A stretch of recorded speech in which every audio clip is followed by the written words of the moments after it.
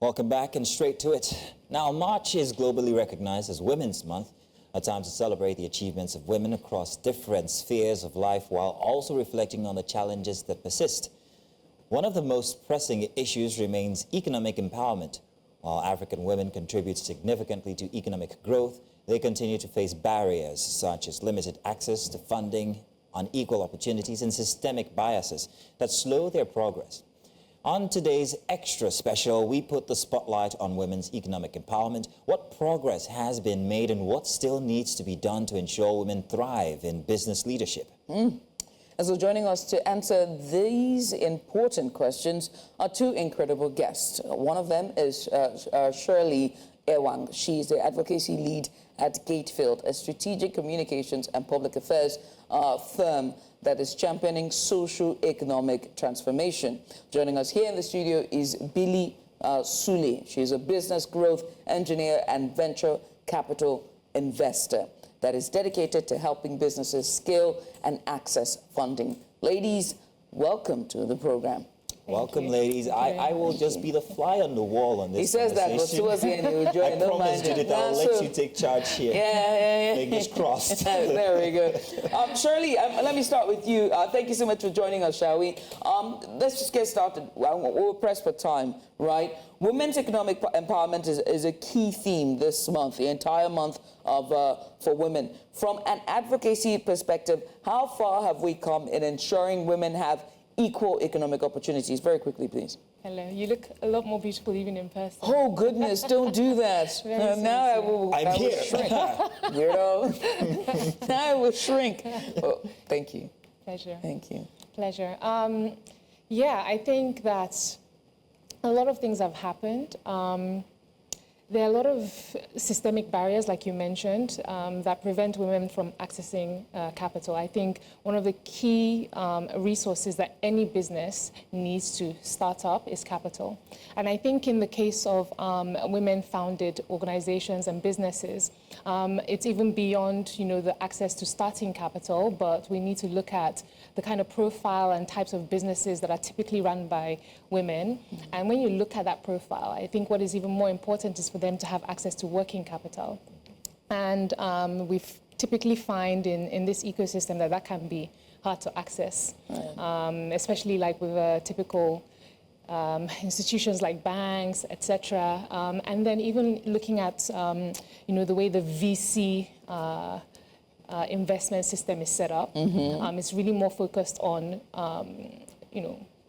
raising startup capital, and the way like the returns, the ownership, the growth, the valuations are structured are also very different, or they're not as compatible with the profiles of businesses that we see women starting today. So I think those are where some of the issues lie. But there have been more, financial institutions, whether they are traditional banks or fintechs or even venture capitalists, that are opening up access for funds and loans for women, right? Yes. And women entrepreneurs. But yet there seem to be issue when it comes to taking on. What is that problem? Why are we not connecting the dot yet? Again, it's incompatibility. A lot of when we look at funds that have like a diversity and inclusion mandate or a gender lens investing mandate, a lot of times, and I'm not saying that's the case all the time, but many times it's more about the volume of investments that are made into women-led businesses. And I think, like I said, the structure of these financial vehicles are not compatible with the profiles or the types of businesses that are typically run by women. Women tend to sort of start more lifestyle or service-based businesses, and venture capital is very much focused into sort of the tech, the mobile enabled offerings, and trying to see how you can, scale that. And so it's very difficult. And, there are also these flawed perceptions around the scalability of these women's businesses, because, technology and the internet affords us the ability to scale a bit faster, I guess. But I think also there's a bit of a fallacy in there, because even though we've had, the internet. We have mobile apps and all these things, financial fintech apps. Are very prevalent in the market. We haven't seen as many. I mean, we have a couple of really good successes, but we haven't really seen that many that have been able to really achieve the necessary scale that the internet and the mobility affords. So I think it's just incompatible, and I think there just needs to be more diverse types of financial vehicles for women to access. Again, it's not just about the startup capital, but even the working capital that can be more of a determinant to the success of a women-led business. Okay. I'm wondering whether it's more of a mind shift thing that needs to be applied to all of it. Seen as if men can do it, why can't women do it? Why can't women have funding or access to funding, financial might and all of that. I think we have Shirley back now. Shirley, can we test your mic and see if you can hear us now, or if we can hear you, Shirley? We still cannot hear you, Shirley. Apologies. We'll try to fix that if we can. We'll try to fix that. But, Bili, what I hear is that the venture capitalists have not yet also adapted to the investors, right? Sorry, they've not adapted to the market or to the funds. Because like you rightfully said, when you see women entrepreneurs, they are more lifestyle entrepreneurs, they're more service-based entrepreneurs. But we've also seen examples of women who have done it and done it well. Absolutely. Oh, by the way, that's an example. Yeah. She's being humble, but... Yeah, I know, right? You knew. I know. And they've done it well. Yes. So why then can't more venture capitalists understand? Is it capitalism that is at the core of it?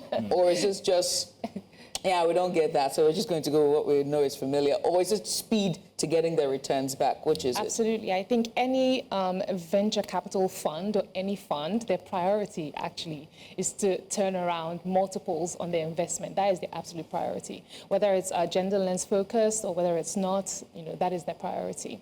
And like I said, sometimes there are these flawed perceptions as to the scalability of female-led businesses. And I think also there's some work to be done to educate female entrepreneurs about how to present their business opportunities, in a way that really frames it or shows the scale opportunity there, even though it's not like necessarily 100% driven by the internet and things like that. So it's not that these opportunities are not available to women. They are very much available. They are available to women. Then there's something to ask regarding the awareness. Are women ready? Are women getting these information? Where can they go or look out for to be investment ready? Please tell. Absolutely. So there are a number of things. So there's, first of all, addressing this flawed perception about the scalability of their businesses. And a lot of the work that I do at Algorithm is growth, like really supporting businesses with growth. And I believe that, training women on how to grow or scale their businesses. So if we look at service businesses, right, a lot of women start lifestyle service-based businesses, and the bias, like at first look, you might think that is hard to scale. But if you look at Uber, right, they've created platforms that plug service providers with people who require a driving service, right? So there are tech-enabled ways to scale service and lifestyle businesses. So there's a lot of training that needs to go into that.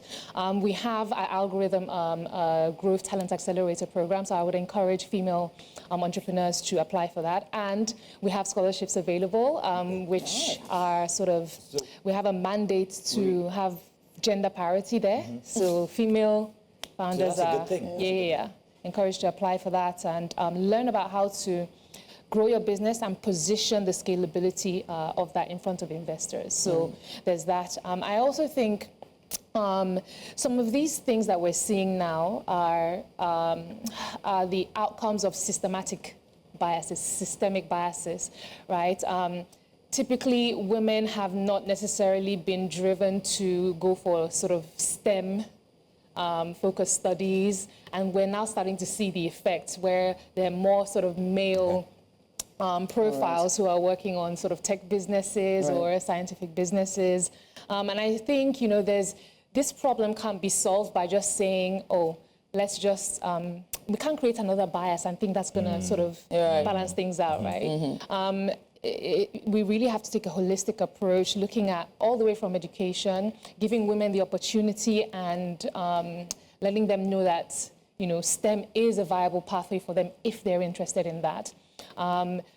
Nurturing that as they're growing up. I think we need to infuse a lot more sort of entrepreneurship training into our curriculum, because the world has changed, and I see that our curriculum, like, it takes a long time for curricula to be updated, and it's not necessarily matching the profile of the industries that we see today. All the way down to the profile of financial vehicles that will be available to women as well. Okay. Yeah. We have Shirley Ewang back. Shirley, are you there with us now? I'm being told that you've changed your device. Can we hear you now at this time, hopefully? Yes, can you hear That's a me? beautiful Finally. voice. There it Please is. take it away, That Julie. is the voice. Shirley, we've been talking about, funding and venture capitalism, and also entrepreneurs, women entrepreneurs, and the challenges that they face. But what are some of the most critical policy gaps that still hinder women from achieving financial independence, from your standpoint as an advocacy expert? Okay, that's a great question. Thank you. Before I answer that question, I'd like to lead with a few statistics. Nigerian women are driving the economy. Small and medium enterprises drive, over 50% of our economy, and Nigerian women own about 40% of those businesses. Now, that's context. And when you think about it, Nigerian women are creditworthy, they're reliable. Data shows that 95% of loans that are gotten by Nigerian women who own small businesses are repaid, and that's twice as much as it's twice over the repayment rate of men.